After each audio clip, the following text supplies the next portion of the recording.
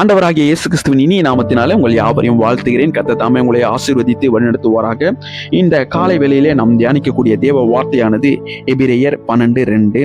அவர் தமக்கு முன் வைத்திருந்த சந்தோஷத்தின் பொருட்டு அவமானத்தை எண்ணாமல் சிலுவையை சகித்து தேவனுடைய சிங்காசனத்தின் வலது பரிசத்தில் வீற்றிருக்கிறார். ஆம், என் அன்பு சகோதர சகோதரிகளே, இந்த வசனம் நமக்கு இயேசு கிறிஸ்துவின் வாழ்க்கை, துன்பம், வெற்றி ஆகிய மூன்றையும் தெளிவாக காட்டுகிறது.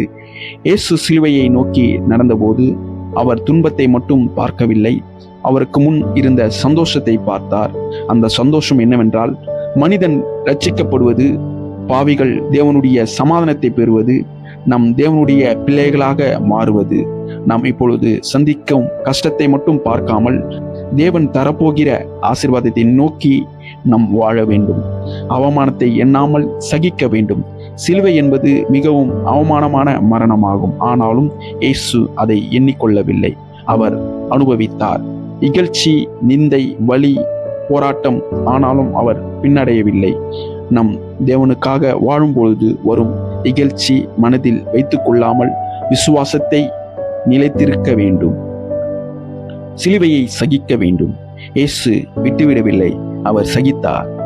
இதன் அர்த்தம் கடைசி வரை கீழ்ப்படிந்தார், துன்பத்திலும் நிலைத்திருந்தார், தேவனுடைய சித்தத்தை நிறைவேற்றினார்.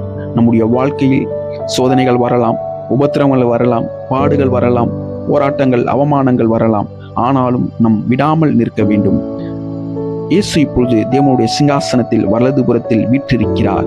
இதன் பொருள் அவர் வெற்றி பெற்றார், அவர் உயர்த்தப்பட்டார், அவர் ராஜாவாக இருக்கிறார். துன்பத்தின் முடிவு மகிமை, கஷ்டத்திற்கு பிறகு வெற்றி உறுதி. ஆம், என் சகோதர சகோதரிகளே, இன்று நீங்கள் ஒருவேளை கஷ்டமான சூழ்நிலையில் இருந்திருக்கலாம். நீங்கள் அவரை நம்பி வாழும் பொழுது தேவன் உங்களை சந்தோஷமாக வைக்க வல்லவராயிருக்கிறார். இந்த வசனத்தில் நமக்கு சொல்லும் முக்கிய உண்மை, சிலுவை, துன்பம், பொறுமை, மகிமை. இயேசுவை போல நமக்கு முன்பே இருக்க நம்பிக்கையை நோக்கி பார்க்கவும், அவமானத்தை பொருட்படுத்தாமல் இருக்கவும், சோதனையில் நிலைத்திருக்கவும். அப்பொழுது நாமும் வெற்றியை காண தேவன் அனுக்கிரகம் செய்வாராக. கர்த்தர் தாமே உங்களை ஆசீர்வதித்து வழிநடத்துவாராக. God bless you.